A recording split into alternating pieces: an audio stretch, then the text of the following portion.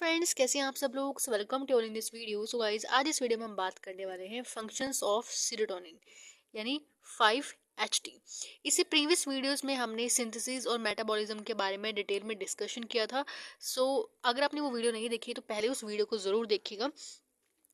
आज इस वीडियो में हम बात करने वाले हैं फंक्शंस, यानी हमारी बॉडी में अगर सीरोटोनिन सिंथेसिस हो रहा है तो उसका हमारी बॉडी में क्या रोल है, क्या फंक्शंस है, वो हम यहाँ पे डिटेल में डिस्कस करेंगे। तो चलिए शुरू करते हैं। तो यहाँ पे सबसे पहला फंक्शन क्या है, बोवल मूवमेंट। देखो, हमने पहले भी बात की थी कि 95% ऑफ सेल जो होते हैं वो है इंटेरोक्रोमोफिल सेल्स, जो हमारे जीआई ट्रैक्ट में प्रेजेंट होते हैं। इनका एक ही काम होता है, सेरोटोनिन को रिलीज करना। हमारे जो जीआई ट्रैक्ट होती है उसमें क्रोमोफिल सेल्स को, एक जो क्रोमोफिल सेल है ये 5-HT यानी सेरोटोनिन का रिलीज करते हैं। ठीक है, अब इनका मेन फंक्शन क्या होता है सेरोटोनिन का जीआई के अंदर, कि वो मूवमेंट कराते हैं। मोटिलिटी, जो पैरासिलिसिस मूवमेंट होती है, हमारा फूड एक जगह से दूसरी जगह जब जाता है इंटेस्टाइन के अंदर, तो वो किसके थ्रू हो रहा है, वो सेरोटोनिन के थ्रू ही होता है। ठीक है, सेरोटोनिन मोटिलिटी करवाता है जीआई के अंदर। तो सबसे पहला फंक्शन ये है। नेक्स्ट है मूड। अब मूड को कैसे करते हैं, सीरोटोनिन हमारे ब्रेन में 5% जो है, देखो 95 आपके इंटेरोक्रोमोफिल सेल्स कर रहे हैं, 5% आपके जो न्यूरॉन्स हैं ब्रेन में, सीएनएस में जो न्यूरॉन्स हैं, वहां पर आपका सीरोटोनिन रिलीज होता है, सिंथेसिस होता है। ठीक है, अब ब्रेन में क्या रोल है इसका, इसका बेसिकली हैप्पीनेस, कामनेस में बड़ा इसका मतलब बहुत ही ज्यादा इंपॉर्टेंट रोल है।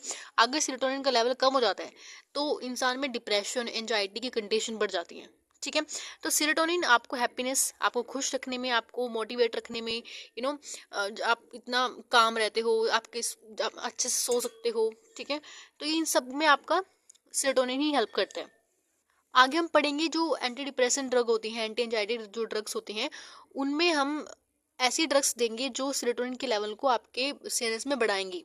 ठीक है, क्योंकि सीएनएस किस लिए रिस्पॉन्सिबल है, आपके हैप्पीनेस के लिए। अब नेक्स्ट हम बात करते हैं नोजिया। नोजिया में क्या इसका हो सकता है। अब बेसिकली जब भी हम कोई ऐसा फूड प्रोडक्ट खा लेते हैं जो हमारे लिए नोजियस होता है, ठीक है, पॉइजनस होता है, तो उसको बाहर निकालना थ्रू, देखो दो तरह से बाहर आ सकता है। या तो आप वॉमिटिंग के थ्रू उसको बाहर निकाल दो, या आप उसको वेस्ट मटेरियल यानी जो एनएस के थ्रू वेस्ट मटेरियल रिलीज होता है हमारी बॉडी से, उसमें भी आपका क्या, सीरोटोनिन ही आपका मेन रोल प्रोड्यूस करता है। अब कैसे करता है, अब मैंने आपको बताया कि जो सीरोटोनिन होता है वो मोटिलिटी को बढ़ा देता है। मोटिलिटी जब बढ़ती है तो आपका जो वॉमिटिंग है, वॉमिटिंग के थ्रू भी आपका वो बाहर आ जाएगा फूड।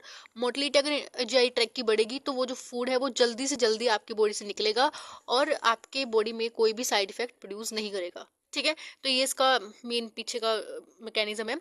अब नेक्स्ट हम बात करते हैं स्लीप। अब स्लीप में भी बहुत ज़्यादा इंपॉर्टेंट रोल है इसका। आपको पता है जो सेरोटोनिन होता है, सेरोटोनिन आपका मेलाटोनिन का प्रिकर्सर होता है। यानी मेलाटोनिन को बनाने के लिए आपको सेरोटोनिन का होना बहुत ज़्यादा ज़रूरी है। ठीक है, अगर सेरोटोनिन होगा तो सेरोटोनिन से मेलाटोनिन बनेगा, सॉरी मेलाटोनिन, हाँ।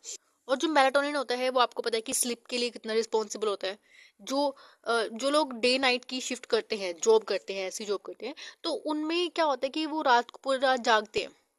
ठीक है, और उसके बाद जो सन टाइम पे जब सनलाइट होती है तब वो सोते हैं। तो उस चीज़ को रेगुलेट करने के लिए भी आपका serotonin is very very important. ठीक है, उस साइकिल को मेंटेन करने के लिए। अब देखो, इसका दोनों में ही रोल होता है। जो 5-HT है वो आपको जगाने में भी और सुलाने में भी, दोनों में ही इसका रोल होता है। ठीक है, अब नेक्स्ट हम बात करते हैं ब्लड क्लोटिंग। ब्लड क्लोटिंग में कैसे होगा। अब मैंने आपको बताया था कि हमारे बॉडी में जो सीरोटोनिन है वो 3 जगह पे हमने देखा था। पहला जीआई ट्रैक्ट में, दूसरा न्यूरॉन्स में, और तीसरा हमने देखा था प्लेटलेट्स के अंदर। ठीक है, जो हमारे ब्लड में प्लेटलेट्स होते हैं।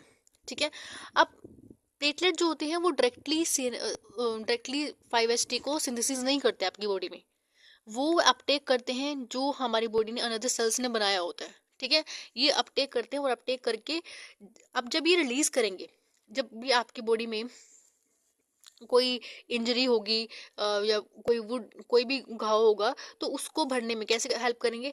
अब देखो, जब भी हमारी बॉडी में कोई भी कट कट लगता है तो वहां पे उसका जो ब्लड क्लोटिंग का मैकेनिज्म है वो शुरू हो जाता है। ठीक है, अब ब्लड क्लोटिंग में जब भी प्लेटलेट्स वहां पे आएंगे तो प्लेटलेट्स आपका 5-HT को रिलीज करेंगे। अब ये 5-HT का मेन फंक्शन क्या होगा, वैसो कॉन्स्ट्रिक्शन।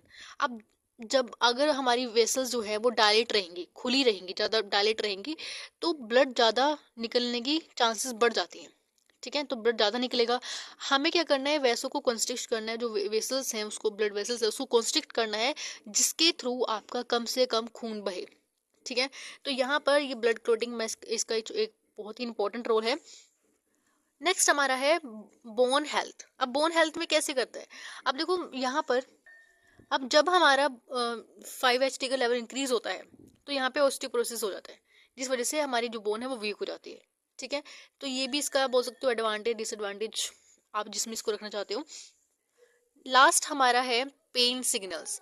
आपको पता है जब भी हमें पेन होता है तो वो हमारे ब्रेन तक सिग्नल्स में पहुंचता है। ठीक है, कि पेन हो रहा है, उसमें सिग्नल्स जाते हैं सारे।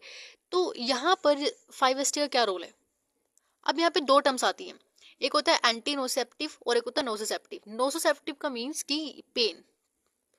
तो यहाँ पे जो 5-HT2 बेसिकली हम रिसेप्टर की बात कर रहे हैं, 5-HT2 रिसेप्टर पे अगर सीरोटोनिन रिलीज होगा, सीरोटोनिन बाइंड करेगा, तो वो एंटी नोसेप्टिव काम करेगा। ठीक है, और अगर वो 5-HT3 रिसेप्टर के ऊपर बाइंड करेगा सीरोटोनिन, तो यहाँ पे नोसेप्टिव की तरह एक्शन शो होगा। ठीक है, आपने पैरालिसिस में देखा होगा, पैरालिसिस में बिल्कुल ही सिग्नल्स गायब हो जाते हैं, मूवमेंट नहीं हो पाती हाथों की। ठीक है, कोई भी मतलब टच करके देखो तो कोई उसका रिस्पॉन्स नहीं होता, तो उस कंडीशन में भी हमारा ये शायद इसका ही कुछ एक मेन रोल होता है। सो यहाँ तक आपका ये हमने देखा सेरोटोनिन के फंक्शंस। इससे प्रीवियस वीडियो में हमने सिंथेसिस और मेटाबॉलिज्म के बारे में डिटेल में डिस्कशन किया था। तो नेक्स्ट हमारा जो असली असली जो सफ़र है वो यहाँ से शुरू होगा। यहाँ पे आपको रिसेप्टर्स पढ़ने हैं सारे। ठीक है, वो भी हम नेक्स्ट वीडियो से शुरू करेंगे। इसमें हम सारे रिसेप्टर्स देखने वाले हैं, रिसेप्टर की मैकेनिज्म ऑफ एक्शन क्या है, लोकेशन क्या है, फंक्शंस क्या है, इनको हम डिटेल में डिस्कस करेंगे नेक्स्ट वीडियो से। So thank you for watching this video, have a nice day.